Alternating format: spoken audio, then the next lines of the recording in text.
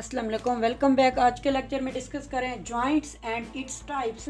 पिछले लेक्चर के अंदर स्केलेटन को पूरा डिस्कस कर लिया था, उनका लिंक मैं डिस्क्रिप्शन बॉक्स में दे दूंगी, आप लोग चेक कर सकते हैं। जॉइंट्स और articulation is the site at which only two और मोर बोन्स मीट, आर्टिकुलेट या कम टुगेदर। जॉइंट्स और आर्टिकुलेशन यानी कि आपस में मिलना, दो या दो से ज़्यादा बोन्स का आपस में मिलने को आर्टिकुलेशन कहते हैं। वो साइट होती है एट विच ओनली टू और मोर बोन्स, जहाँ पर दो या दो से ज़्यादा बोन्स मीट यानी कि मिलती हैं, आर्टिकुलेट करते हैं। आर्टिकुलेट करने का मतलब ये होता है आपस में मिलना, एंड कम टुगेदर एक दूसरे के करीब आना। वो पॉइंट्स जहाँ पर दो या दो से ज़्यादा बोन्स आपस में आकर मिलती हैं उसको हम लोग जॉइंट्स कहते हैं। यानी कि ये एक बोन है, फ़र्ज़ करिए दूसरी बोन है, जहाँ पर ये दो बोन्स आकर आपस में मिल रही हैं, इस पॉइंट्स को, इस जगह को जहाँ पर दो बोन्स आपस में मिल रही हैं, इसे कहते हैं आर्टिकुलेशन या जॉइंट्स कहते हैं। They not only hold our skeleton together but also give it mobility. अब जॉइंट्स का क्या काम होता है? ये ना सिर्फ हड्डियों को आपस में जोड़ कर रखता है, ना सिर्फ ये एक बॉडी को फ्रेम वर्क प्रोवाइड कर रहा होता है, एक स्केलेटन प्रोवाइड कर रहा होता है, बल्कि स्केलेटन के अंदर मूवमेंट प्रोवाइड कर रहा होता है। They allow different degree and types of movement. Joints क्या होते हैं कि ये डिफरेंट डिग्री यानी different amount of motion and types of movement, different इकसाम्स की मूवमेंट। ये जो मूवमेंट है, ये जो मोबिलिटी है, ये लिविंग ऑर्गेनिजम्स और नॉन लिविंग ऑर्गेनिजम्स के अंदर एक डिफरेंट पॉइंट होता है। लिविंग ऑर्गेनिजम्स हैं, उनके जो स्केलेटन है उसके अंदर मोबिलिटी मौजूद होती है, और जो नॉन लिविंग होते हैं उनके अंदर मोबिलिटी का, मूवमेंट का कोई प्रोसेस मौजूद नहीं होता। अब यहाँ पर कोई ये सोचेगा कि मोबिलिटी का ये प्रोसेस होता है प्लांट्स में, तो नहीं होता, वो भी तो लिविंग है, वो क्यों नहीं मूव करते? प्लांट्स मूव एक जगह से दूसरी जगह तक मूव नहीं करते, बल्कि उनके अंदर ग्रोथ का प्रोसेस होता है। प्लांट्स का साइज इंक्रीज होता है, उनकी लेंथ इंक्रीज होती है, विड्थ और लेंथ में वो इंक्रीज करते हैं। तो इनके अंदर जो मोबिलिटी होती है प्लांट्स के अंदर वो इस तरह की होती है, और जो इंसानों के अंदर मोबिलिटी होती है वो एक जगह से दूसरी जगह मूव करके जाते हैं, ये मोबिलिटी होती है। नेक्स्ट देख लेते हैं classification of joints on the basis of amount of movement. के मूवमेंट के लिहाज से जॉइंट्स को डिफरेंट कैटेगरीज में डिवाइड किया गया है। वो कौन सी कैटेगरीज हैं? तीन कैटेगरीज में डिवाइड किया गया है: immovable joints, slightly movable joints and freely movable joints. Immovable joints को देख लेते हैं। इमूवेबल जॉइंट्स के लिए टर्म यूज होती है सिनआर्थरोसिस। ये क्या होती है कि ऐसे जॉइंट्स जिनके अंदर मोबिलिटी बिल्कुल मौजूद नहीं होती, उसे हम लोग कहते हैं इमूवेबल जॉइंट्स। के ये ऐसे जॉइंट्स होते हैं जिनके अंदर मूवमेंट वगैरह कुछ नहीं होती, इनके अंदर जो बाइंडिंग होती है वो इतना टाइट होती है कि वो मोबिलिटी प्रोवाइड नहीं कर रही होती। ये जॉइंट्स कहाँ पर मौजूद होते हैं? हमारी बॉडी के किस पार्ट्स के अंदर इमूवेबल जॉइंट्स होते हैं? वो देख लेते हैं कि हमारी स्कल, ये जो हमारी क्रेनियम की बोन्स होती हैं उनके अंदर जो जॉइंट होते हैं उसे कहते हैं स्यूचा। ये इस किस्म के जॉइंट्स होते हैं जिनके अंदर फाइब्रस कार्टिलेज मौजूद होता है, फाइबर मौजूद होते हैं। इतना ये स्ट्रॉन्ग जॉइंट्स होते हैं कि इनके अंदर मोबिलिटी बिल्कुल मौजूद नहीं होती। ड्यूरिंग द बेबी बर्थ, जब बेबी ने पैदा होना होता है तो उस वक्त क्या होता है, जो उसकी स्कल होती है, जो एक बेबी की स्कल होती है, उनके जो जॉइंट्स होते हैं उनके अंदर मोबिलिटी मौजूद होती है थोड़ी सी। वो मोबिलिटी क्यों होती है? ताकि बेबी बर्थ कैनाल से आसानी से पास हो सके। उसके बाद ये मोबिलिटी ख़त्म हो जाती है और वो स्ट्रॉन्ग सा एक जॉइंट्स बन जाते हैं जिन्हें हम लोग इमूवेबल जॉइंट्स में ले सकते हैं। टीथ एंड मैंडिबल, यानी कि टीथ, जो मैंडिबल के टीथ होते हैं या मैक्सिला के टीथ होते हैं। मैंडिबल लोअर जा को कहते हैं और मैक्सिला अपर जा को कहते हैं। टीथ सॉकेट्स के अंदर जो टीथ होते हैं उनके अंदर मोबिलिटी मौजूद नहीं हो सकती। इमूवेबल जॉइंट की एग्जांपल है, जैसा कि ये टीथ है, तो टीथ अपनी सॉकेट्स के अंदर मौजूद है, तो ये इमूवेबल जॉइंट से जुड़े होते हैं जिनके अंदर मोबिलिटी मौजूद नहीं होती। नेक्स्ट है first pair of ribs and sternum. First pair of जो रिब्स होती हैं, टोटल 12 पेयर ऑफ रिब्स होती हैं जो रिब केज बनाने में हेल्प कर रही होती हैं। फर्स्ट पेयर ऑफ रिब होता है जो स्टर्नम के साथ जुड़ा होता है। स्टर्नम को चेस्ट बोन कहते हैं, जो सेंटर वाली बोन होती है जिसके साथ पहली जो 10 पेयर ऑफ रिब्स होती हैं वो अगर अटैच हो रही होती हैं, रिब केज बनाने में हेल्प कर रही होती हैं, तो उसके साथ जो फर्स्ट पेयर ऑफ रिब्स होते हैं उनके अंदर जो जॉइंट्स होते हैं वो इमूवेबल जॉइंट्स होते हैं। नेक्स्ट है इसकी type slightly movable joint. Slightly movable joints के लिए टर्म यूज की गई है एम्फीआर्थरोसिस। एम्फीआर्थरोसिस ये ऐसे जॉइंट्स होते हैं जिनके अंदर स्लाइटली यानी इनके अंदर थोड़ी सी फ्लेक्सिबिलिटी मौजूद होती है। अगर एग्जांपल में देख लें कि हमारी बॉडी के किन पार्ट्स के अंदर स्लाइटली मूवेबल जॉइंट्स होते हैं, वो है डिस्टल टिबियोफाइब्यूलर जॉइंट्स। जो हमारी लोअर लेग्स की दो बोन्स होते हैं टिबिया एंड फाइब्यूला, उनका जो डिस्टल एंड के ऊपर जो उनका जॉइंट्स बन रहा होता है आपस में, तो वो कौन सा जॉइंट्स होता है, वो होते हैं स्लाइटली मूवेबल जॉइंट्स। नेक्स्ट है कि प्यूबिक सिम्फाइसिस। प्यूबिक सिम्फाइसिस क्या है कि हमारी जो पेल्विक गिल्डल के साथ जो हमारी हिप बनाने में इन्वॉल्व हो रही होते हैं, तो उन जॉइंट्स के अंदर स्लाइटली मोबिलिटी मौजूद होती है। वो भी कुछ टाइम के लिए, जब बेबी को बर्थ करवानी होता है उस वक्त होती है मोबिलिटी, वरना इनके अंदर मोबिलिटी का प्रोसेस ख़त्म हो जाता है, यानी कि वो मोबिलिटी ख़त्म हो जाती है।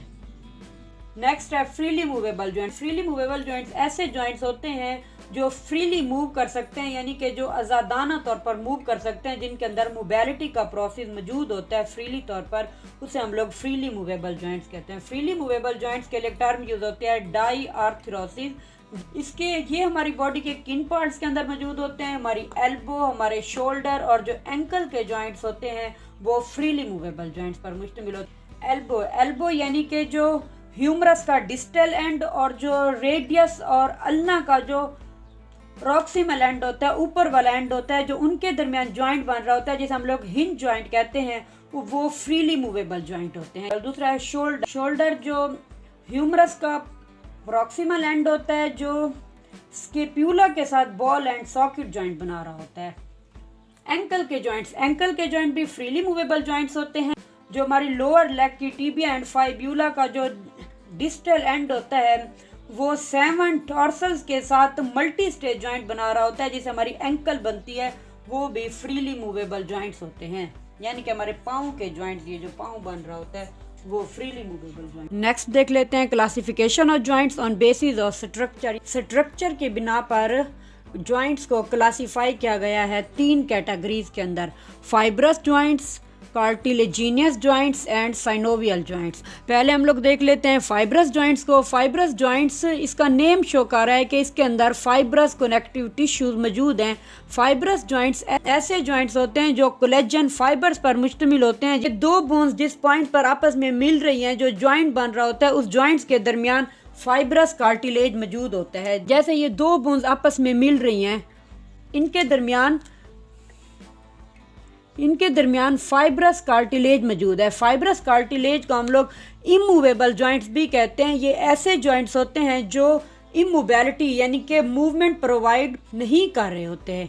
फाइब्रस जॉइंट को मज़ीद डिफरेंट कैटेगरीज में डिवाइड किया गया है, जैसे कि स्यूचा, गम फाइजिस एंड साइनडिस्मोसिस। पहले देख लेते हैं स्यूचा क्या होता है। Plate like bones of school की बोन्स के दरमियान जो जॉइंट्स बन रहे होते हैं, उस जॉइंट्स के लिए एक टर्म यूज होती है जिसे कहते हैं स्यूचा। ये ऐसे जॉइंट्स होते हैं जिनके अंदर मोबिलिटी मौजूद नहीं होती, इसे हम लोग इमूवेबल जॉइंट्स कहते हैं। Cranium suture joint 2 bones of skull to form 1 bone. Cranium suture skull की बोन्स, 2 बोन्स आपस में, ये 2 बोन्स हैं, फर्ज करें ये 2 बोन्स आपस में जिस पॉइंट पर मिल रही हैं, इस पॉइंट्स को, इस जॉइंट को कहते हैं स्यूचा। जो 2 बोन्स आपस में मिलकर एक बोन बना रही हैं, तो इसके लिए एक टर्म यूज होता है साइनोटोसिस। साइनोटोसिस यानी कि 2 बोन्स आपस में मिलकर एक बोन बन रही हैं, इसे कहते हैं साइनोटोसिस।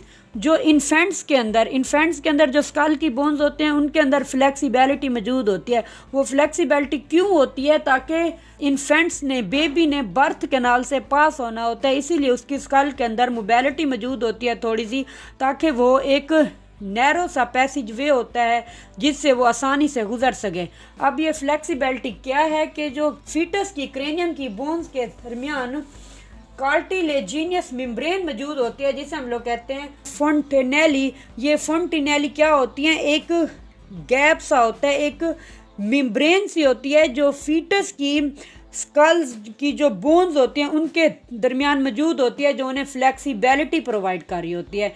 जैसे ही वो बेबी बर्थ कैनाल से पास होता है तो क्या होता है कि कुछ टाइम के बाद ये जो स्कल की बोन्स होती हैं, फीटस की स्कल की बोन्स की ये जो फोंटिनेली होती है वो चेंज होकर फाइब्रस कार्टिलेज की एक लेयर बनना शुरू हो जाती है उन दो जॉइंट्स के दरमियान, क्रेनियम की जॉइंट्स के दरमियान, यानी स्यूचा पर फाइब्रस कार्टिलेज की लेयर बनना शुरू हो जाती है। फाइब्रस कार्टिलेज ऐसे कार्टिलेज होते हैं जो बोन्स के अंदर मोबिलिटी को ख़त्म कर देते हैं, तो वो जॉइंट्स बिल्कुल इमूवेबल जॉइंट्स बन जाते हैं।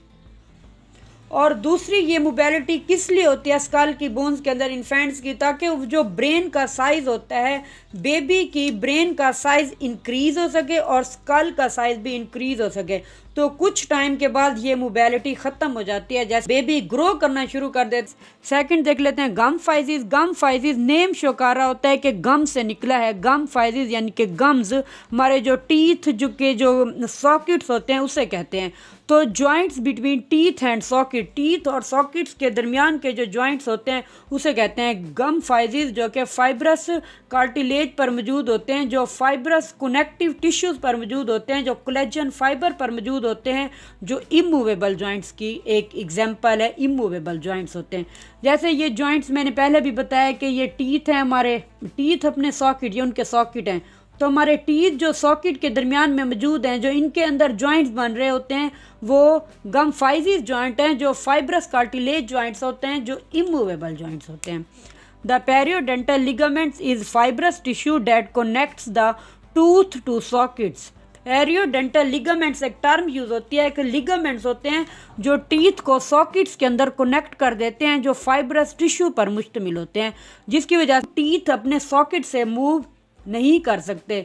ये हमारे मैंडिबल के अंदर भी मौजूद होते हैं। मैंडिबल लोअर जा को कहते हैं, जो कि हमारी मैंडिबल मूव होती है, लेकिन जो सॉकेट्स हैं उसकी मैंडिबल के अंदर जो सॉकेट्स हैं टीथ के लिए, वहाँ पर जो टीथ मौजूद हैं, टीथ अपनी प्लेस से मूव नहीं करते। और मैक्सिला हमारी अपर जा को कहते हैं, जो अपर जा के टीथ होते हैं अपने सॉकेट्स के अंदर वो भी मूव नहीं करते, यानी कि टीथ के दरमियान जो जॉइंट्स होता है वो फाइब्रस जॉइंट होते हैं, जो कि इमूवेबल जॉइंट्स होते हैं। थर्ड है सिंडेस्मोसिस। सिंडेस्मोसिस को एम्फीआर्थरोसिस कहते हैं। ये एक एक्सेप्शनल केस है। ये क्योंकि फाइब्रस कार्टिलेज मैंने बताया था कि इनके अंदर मोबिलिटी मौजूद नहीं होती, ये इमूवेबल जॉइंट्स हैं, लेकिन ये सिंडेस्मोसिस भी फाइब्रस जॉइंट्स की ही एक टाइप में से आ जाता है, उसकी एग्जांपल में आता है, लेकिन ये एक एक्सेप्शनल केस होता है। इनके अंदर स्लाइटली मोबिलिटी मौजूद होती है, यानी कि थोड़ी सी मोबिलिटी होती है, जो स्लाइटली मूवेबल जॉइंट से मिल रहे होते हैं। स्लाइटली मूवेबल जॉइंट्स होते हैं। Tibia and fibula held together by interosseous membrane connect their shafts. Tibia and fibula के दरमियान इंटरओसियस मेम्ब्रेन होती है, जिसने उसकी शाफ्ट को कनेक्ट किया होता है। ये टिबिया है और ये फाइब्यूला है। ये दो बोन्स हैं और इनका जो मिडल वाला पार्ट होता है, जिसे हम लोग शाफ्ट कहते हैं, इन टिबिया एंड फाइब्यूला की शाफ्ट्स के अंदर इंटरओसियस, यहाँ पर इंटरओसियस मेम्ब्रेन मौजूद होती है, जिसने इनको आपस में जकड़ा होता है, यानी कि हेल्ड टुगेदर, इनको आपस में जोड़ा होता है। वो मेम्ब्रेन थोड़ी सी मोबिलिटी इन्हें प्रोवाइड करती है, जिसकी वजह से इसे हम लोग सिंडेस्मोसिस यानी कि एम्फीआर्थरोसिस जॉइंट्स होते हैं, जिनके अंदर स्लाइटली मोबिलिटी मौजूद होती है। ये मेम्ब्रेन टिबिया एंड फाइब्यूला की शाफ्ट पर, यानी कि लोअर जो लेग होती है उसकी बोन्स हैं टिबिया एंड फाइब्यूला, उनकी शाफ्ट्स के अंदर इंटरओसियस मेम्ब्रेन होती है। ये जो टिबिया एंड फाइब्यूला का सेंटर है उसे शाफ्ट कहते हैं, और जो इनके एड्ज हैं यानी कि किनारे हैं उसे एपिफाइसिस कहते हैं। सेंटर के अंदर इंटरओसियस मेम्ब्रेन मौजूद होती है और इनके एड्ज के ऊपर एपिफाइसिस होती है। इससे हम लोग नेक्स्ट देखते हैं। स्ट्रक्चर के लिहाज से जो जॉइंट्स को क्लासीफाई किया गया था, सेकंड है उसमें कार्टिलेजिनियस जॉइंट। कार्टिलेजिनियस जॉइंट ऐसे जॉइंट्स होते हैं जिनके दरमियान कार्टिलेज मौजूद होता है। ये दो बोन्स हैं, दो बोन्स आपस में जिस पॉइंट पर मिल रही हैं तो इनके दरमियान जो मौजूद है वो कार्टिलेज मौजूद है। कार्टिलेज सॉफ्ट टाइप की कनेक्टिव टिश्यूज़ होती हैं जो कि कॉन्ड्रोसाइट सेल्स पर मुश्तमिल होते हैं। ये बोन्स की निस्बत सॉफ्ट होती हैं। बोन्स हमारी हार्ड टाइप के कनेक्टिव टिश्यू हैं और कार्टिलेज सॉफ्ट टाइप के कनेक्टिव टिश्यूज़ हैं। ये कार्टिलेज क्या होता है कि बोन्स, ये दो बोन्स हैं, इन बोन्स के एंड के ऊपर कार्टिलेज होता है जो जॉइंट्स बनाने में हेल्प कर रहा होता है। Connection between the joints is made up of cartilage, यानी कि दो बोन्स के दरमियान जो कनेक्शन होती है वो कार्टिलेज से मिलकर बनी होती है। वो कार्टिलेज हाइलिन कार्टिलेज भी हो सकता है, फाइब्रस कार्टिलेज भी हो सकता है। Slightly movable joints, cartilaginous joint ऐसे जॉइंट्स होते हैं जिनके अंदर स्लाइटली मोबिलिटी मौजूद होती है, यानी कि थोड़ी सी मोबिलिटी मौजूद होती है। कार्टिलेजिनियस जॉइंट्स के लिए मजीद 2 टर्म्स यूज़ की गई हैं। एक है सिनकोंड्रोसिस जिसे हम लोग प्राइमरी कार्टिलेजिनियस जॉइंट कहते हैं, सेकंड है एपिफाइजियल जिसे सेकेंडरी कार्टिलेजिनियस जॉइंट कहते हैं। पहले हम लोग प्राइमरी को देख लेते हैं। Primary cartilaginous joint, primary cartilaginous joints पे हाइलिन कार्टिलेज मौजूद होता है। अब ये प्राइमरी कार्टिलेजिनियस जॉइंट्स क्या होते हैं कि प्राइमरी कार्टिलेजिनियस जॉइंट्स ऐसे जॉइंट्स होते हैं जो ग्रोविंग बोन्स के एड्ज के ऊपर यानी एपिफाइजियल एड्ज के ऊपर एपिफाइजियल मेम्ब्रेन मौजूद होता है। Synchondrosis are temporary cartilaginous joints होते हैं which are present in young children, यानी कि ऐसे कार्टिलेजिनियस जॉइंट्स होते हैं जो यंग चिल्ड्रन के अंदर मौजूद होते हैं। साइनकोंड्रोसिस जॉइंट्स ग्रोविंग बोन्स के ऊपर एपिफाइजियल मेम्ब्रेन मौजूद होती है। ये बोन्स हैं, ये बोन है, जो ये बोन्स का एड्ज है यहाँ पर एपिफाइजियल मेम्ब्रेन मौजूद है। एपिफाइजियल मेम्ब्रेन क्या होती है कि ये बोन्स को ग्रोविंग में हेल्प कर रहे होते हैं। जो ग्रोविंग चाइल्ड्स होते हैं उनकी जो जॉइंट्स होते हैं वहाँ पर एपिफाइजियल मेम्ब्रेन मौजूद होती है। बोन के एड के ऊपर जैसे कि एपिफाइजियल मेम्ब्रेन, यहाँ पर भी एपिफाइजियल मेम्ब्रेन है, यहाँ पर भी एपिफाइजियल मेम्ब्रेन मौजूद होती है। जो वो प्लेस है, वो पॉइंट है जहाँ पर दो बोन्स आपस में मिल रही होती हैं, वो बोन्स जो ग्रोविंग बोन्स होती हैं वहाँ पर एपिफाइजियल मेम्ब्रेन है। फिर जब बच्चा एडल्ट स्टेज पर पहुँचता है, प्यूबर्टी पर पहुँचता है, तो वो एपिफाइजियल मेम्ब्रेन चेंज होकर एपिफाइजियल जॉइंट्स में तब्दील हो जाते हैं जो कि परमानेंट जॉइंट्स होते हैं जो फाइब्रस या हाइलिन कार्टिलेज पर मुश्तमिल होते हैं। एपिफाइजियल जॉइंट्स में हम लोग प्यूबिक सिम्फाइसिस को ले सकते हैं। प्यूबिक सिम्फाइसिस क्या होती है कि जो हमारी वर्टिब्री होती है, वर्टिब्री का वो पॉइंट जहाँ पर वो कॉक्सल बोन के साथ मिल रही होते हैं, कॉक्सल बोन के साथ जॉइंट बन रहा होता है, उस जॉइंट्स को हम लोग कार्टिलेजिनियस जॉइंट या एपिफाइजियल जॉइंट्स, यानी कि एपिफाइजियल भी कार्टिलेजिनियस की एग्जांपल है, तो उसे हम लोग कार्टिलेजिनियस जॉइंट कहते हैं जो स्लाइटली मूवेबल जॉइंट्स होते हैं। थर्ड है साइनोवियल जॉइंट। साइनोवियल जॉइंट्स ऐसे जॉइंट्स होते हैं जो फ्रीली मूवेबल जॉइंट्स होते हैं, जिनके अंदर फ्रीली तौर पर मोबिलिटी मौजूद होती है। जॉइंट्स विच है वह कैविटी, ऐसे जॉइंट जो कैविटी रखते हैं, फील्ड विद साइनोवियल फ्लूइड, वो कैविटी साइनोवियल फ्लूइड के साथ फील्ड होती है। वो साइनोवियल फ्लूइड कहाँ से आता है? सिक्रीटेड होता है बाय द साइनोवियल मेम्ब्रेन, जिसे हम लोग साइनोवियम भी कहते हैं, साइनोवियल मेम्ब्रेन को, विच रिड्यूस द फ्रिक्शन। ये ऐसे जॉइंट्स होते हैं जिनके अंदर जो कार्टिलेज वगैरह नहीं होता, बल्कि एक कैविटी मौजूद होती है जिसके अंदर साइनोवियल फ्लूइड होता है। उस कैविटी को, उस कैप्सूल को हम लोग कहते हैं साइनोवियल कैप्सूल या साइनोवियल कैविटी कहते हैं। अब ये किस तरह के जॉइंट्स होते हैं? साइनोवियल जॉइंट्स आप देखें, ये जैसे दो बोन्स हैं। पहले जो जॉइंट्स थे वो बोन्स आपस में मिल जाती थी, उनके अंदर हाइलिन कार्टिलेज, फाइब्रस कार्टिलेज कोई मौजूद था। लेकिन ये बॉडी के अंदर वो वाहिद जॉइंट है जिनके अंदर कैविटी मौजूद होती है, इनके दरमियान में एक कैविटी मौजूद होती है। इन जॉइंट्स के दरमियान में कैविटी मौजूद होती है, जहाँ पर उस कैविटी को, उस स्पेस को हम लोग साइनोवियल स्पेस या साइनोवियल कैविटी कहते हैं। और इसके जो किनारे होते हैं वहाँ पर साइनोवियल मेम्ब्रेन होती है। ये साइनोवियल मेम्ब्रेन साइनोवियल फ्लूइड को सिक्रीट करती है, जो कि साइनोवियल फ्लूइड फ्रिक्शंस को रिड्यूस करता है। अब जो दो बोन्स आपस में रगड़ खाती हैं, तो उनके रगड़ के दौरान ये दो बोन्स आपस में रगड़ खा रही हैं, तो इंजरी वगैरह का ख़तरा होता है, घिसने का ख़तरा होता है। तो क्या होता है कि ये जो साइनोवियल फ्लूइड मौजूद है दो बोन्स के दरमियान, तो ये फ्रिक्शन को कम कर रहा होता है, यानी घिसाव को कम कर रहा होता है और इंजरी वगैरह से बचाता है। साइनोवियल फ्लूइड और ये साइनोवियल कैविटी जो कि दो बोन्स के दरमियान जो जॉइंट बन रहा होता है वहाँ पर मौजूद होती हैं। और दूसरा क्या होता है, ये जो साइनोवियल फ्लूइड होता है ये क्या करता है कि बोन्स को न्यूट्रिएंट्स वगैरह प्रोवाइड करता है, न्यूट्रिशन भी प्रोवाइड कर रहा होता है, act as a shock absorber. इस जोड़ के ऊपर कोई भी चोट लगे तो क्या होता है कि ये शॉक को एब्जॉर्ब कर लेती है साइनोवियल कैविटी, जिससे बोन्स को फ्रिक्शन से बचाती है, बोन्स को इंजरी से बचाती है। ये फ्रिक्शन को रिड्यूस करने में हेल्प कर रही होती है साइनोवियल कैविटी। साइनोवियल जॉइंट्स को डिटेल में एक्सप्लेन करेंगे नेक्स्ट लेक्चर के अंदर। Thank you so much for watching my lecture. Next lecture के अंदर नेक्स्ट टॉपिक को डिस्क्राइब करेंगे। अल्लाह हाफिज़।